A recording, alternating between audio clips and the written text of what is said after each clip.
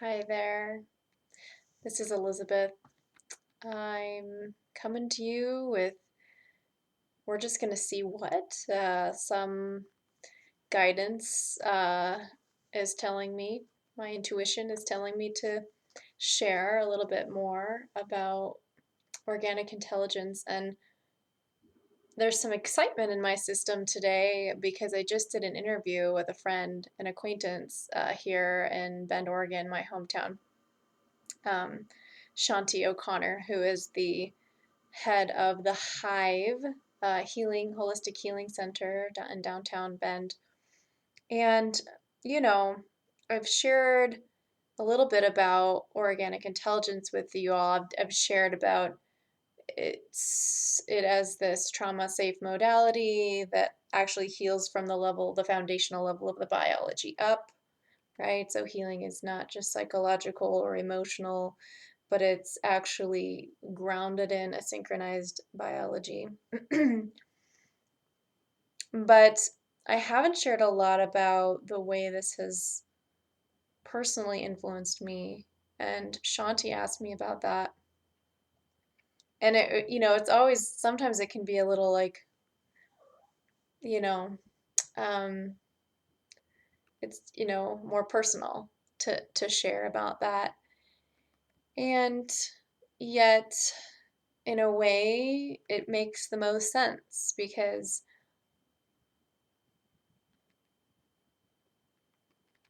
the way organic intelligence affects each of us is so unique, but there are consistencies in it. And one of the things I found myself saying to Shanti this morning um, on the interview, she has a radio show, and so she interviews. It's called Curiosity Lab, and you should check it out because she really just enjoys, talking to different people about who they are, what they're passionate about, and just kind of getting it out into the community, some of the amazing things people are doing. It's a lovely show and so easy and enjoyable to chat with Shanti. So, but she asked me, yeah, clearly organic intelligence, you keep saying like it's changed your life, and what have you actually noticed? And even just when she asked the question, and even just asking it again right now, it's like, whew, a big sigh of relief is kind of the answer. Like it brought a big sigh of relief into my life, right? Because having the rhythms of one's system tuned and pulsating and synchronized in within oneself and also in relation to the world around oneself, it simultaneously relaxes the parts, for me, I'll speak for myself. So for me, it simultaneously like relax the parts of myself that were always on hyper alert all the time. And it also enlivens the parts that were kind of dormant or stuck. Um, and we use the clinical maps in order to understand why that is. We use understanding of fight, flight, and freeze.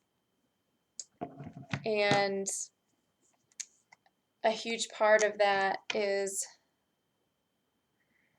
I'm just getting kind of excited here because I wanted to send Shanti a quick message insight, but I'll wait until I'm done with this. I've got a lot of different channels buzzing right now, so the beautiful thing is like as we grow and something exciting is flowering in a positive way, which OI supports positive growth, um, what creates continuity and change is really maintaining a state of orientation, right? A state of connection to the environment through the senses. And right now, you know, my environment is super pleasant, pretty quiet, um, Got my cat up on the tree behind me. You might have heard her climb up there. Beginnings of spring here in Central Oregon. Blue sky, slight breeze through the trees. I just put my little seeds out in the garden bed, so as I look out the window, I think about the seeds and I think about new growth. And I kind of land myself in my life, in the center of my life right now. And, it's the middle of the afternoon. So there's time of day. My circadian rhythms are, kind of, they've been up and they're still up because the days are getting longer. But I imagine like in the next couple of hours, they'll start to go down. And even throughout the day, there's these ups and downs and dips and whatnot. Um, and having survival systems, to get back to what I was saying about fight, flight, and freeze, having those running and having those sort of hindering the biology's capacity to sync up with its natural thresholds, its natural activity and rest cycles, its rhythmicity is disrupted by having fight, flight, and freeze programs running unnecessarily, right? So fight, flight, and freeze are important. Um, they have an important function. They live lower down in the brain, and we want them to be available. If a tiger comes into the room, we want to be responsive. We don't want to be dissociated, right? And speaking of dissociation or freeze, like that's really important too, right? Like when we're having a major surgery or operation, we want to be able to take some space from the body and let the energy be really conserved and let it put all that energy into repairing. We don't want to be having to have our energy used up while our body's trying to do a repair process. And those are kind of some bigger examples, like tigers and operations. But in smaller ways, these things are also happening and needed. There's time for rest and digest. There's time for, getting out of a situation that's unhealthy and going to another one. These are all really important. So our survival states are our friends. But where we get kind of funky is when those states are still pretty fixed, and they keep us in reacting to certain situations throughout our life in ways that we don't have control over and that aren't necessary. So yeah, we don't wanna be hindered from living an alive life and growing and expanding and creating and taking risks and enjoying. We don't want to be hindered by those things. Um, and so we want to heal. We want to heal. And the good thing about organic intelligence is since it doesn't demonize those survival states, it it makes it possible to really partner with the biology's agenda to remain stable, which is what those are for. It's like if we change too fast, we're gonna die. Oh my God. And like that's that's good that we're being protected from that, because too much change at once does lead to desynchrony and death. Um, so the question is, how can we change in a way that doesn't freak out our biology? And that's going to look really different for each of us, and it's going to be different thresholds and different types of survival energies that are there. And all these things are things that are mapped out in the Organic Intelligence Clinical Protocol. So, I was going to talk a little bit about how this has personally affected me. And like even just inviting that question, I can feel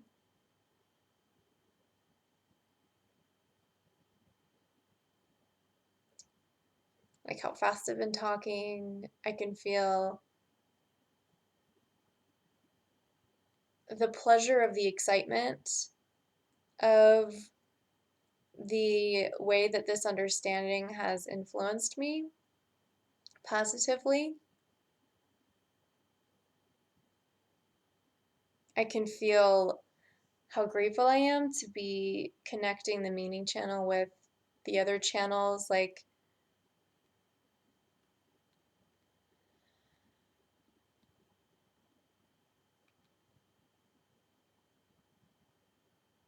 orientation. You know, as I look around the room, I see pictures of nature that I put around here and how that reflects back to me my longing for nature, my connection to nature, and how my true nature is available inside this body. And there's a difference between knowing that as an idea and sensing it as a visceral state, right? And so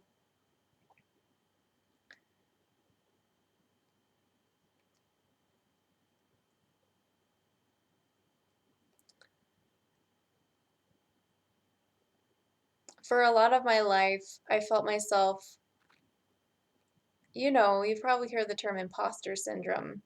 That was pretty strong for me, not just like in this sense of like, am I like, can I be a human? I mean, that sounds kind of funny and overdrawn, but like, I don't know how to be a human, or I'm a human, but I'm weird and I don't know where I fit in, um,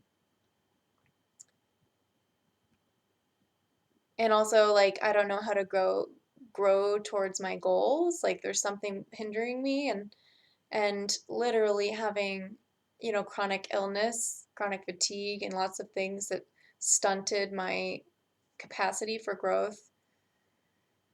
And so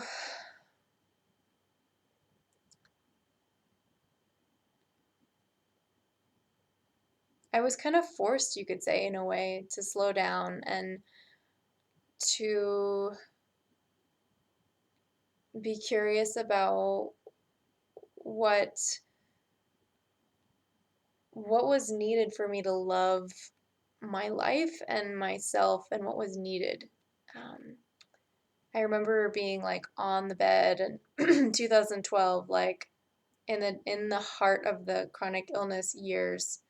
And I say chronic illness because it was something that I was told would probably be, well, I was told it was chronic, but it's debatable whether that's the case, seeing as I'm in a much different place now. So I just remember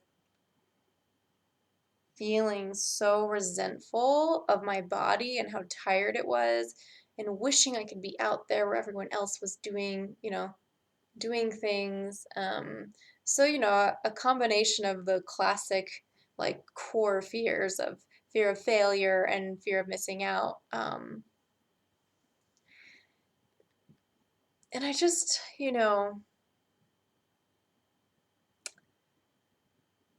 I didn't know, I didn't know, I didn't know what to do. I didn't know how to love myself. I didn't know how to get support. Felt pretty powerless. I was getting some support from Chinese herbs, and I had enough of an income just for basic things because I was working as a Spanish interpreter.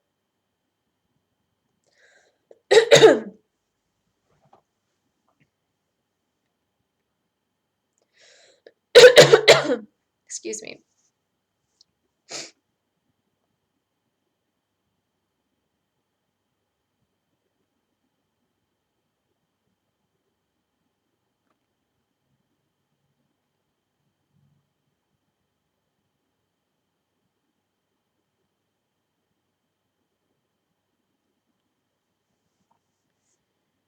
Kind of the turning point there was being really getting like, I read some books on shamanism and indigenous healing that touched on the mind body soul connection, right?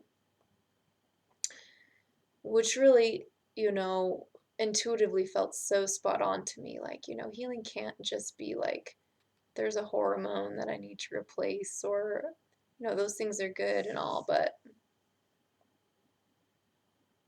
there's some kind of alignment with body, mind, soul that I need to understand, you know. I started reading books about shamanism, and I took a hands-on energy healing class with a local healer here who's wonderful. And all of this led me also to making friends with folks who were deep in the plant medicine world. And so I followed the impulse to go with my partner at that time, who was also interested in plant medicine, down to the Peruvian jungle to drink ayahuasca, which was a very powerful experience and one which I'm forever grateful for, and opened my eyes to a lot of things. And I experienced a quality of freedom there that I had never quite experienced before in my life. That quality of freedom returned back to me in a soul retrieval shamanic healing ceremony at a gathering just a few years later. Um, and so in a way, these powerful ceremonies removed the debris from my system just enough for me to have a glimpse of like what could be possible. Like it's possible to experience this much spaciousness, this much freedom, this much aliveness, this much connection to life, um, in a positive way. And even though those um, experiences reverberated in the days after. Of course, just as with a silent retreat or something, it's very common for life to come back and close in around you and habits to reform and patterns and whatnot. And so it was really somatic experiencing first and then organic intelligence second that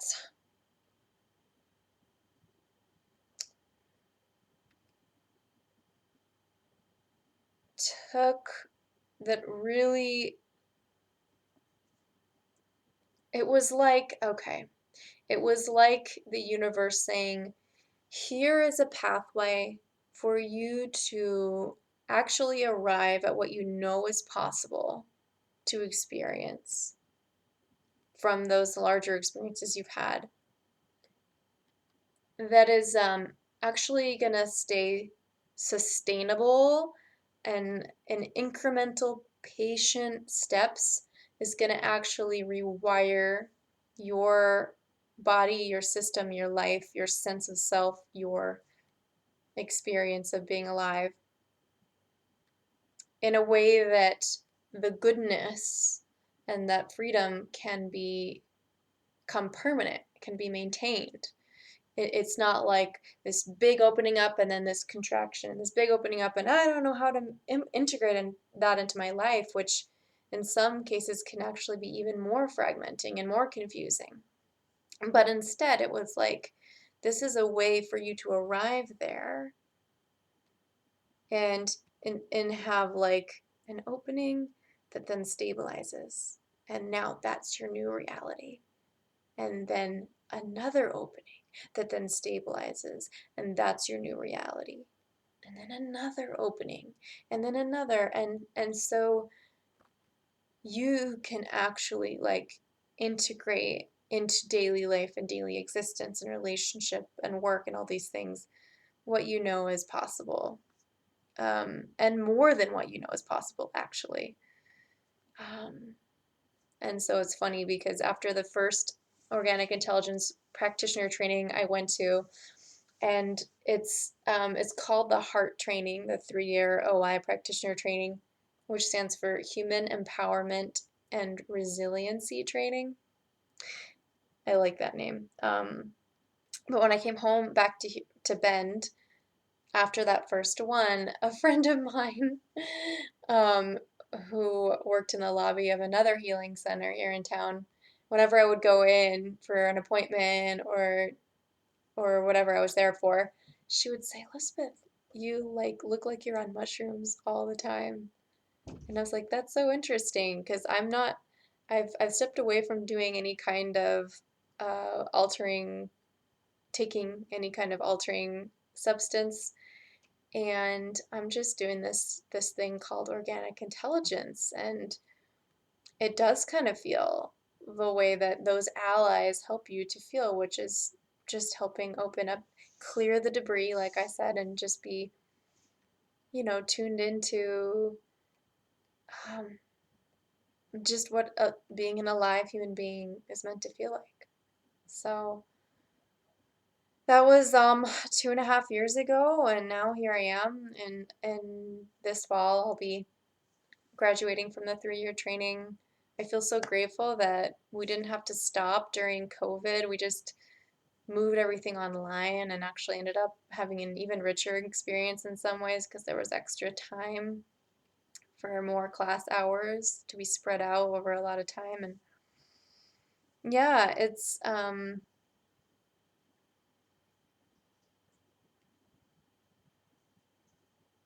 I'm just in awe of how this came into my life at just the right time, and I look forward to seeing how it will continue to unfold. It influences how I teach.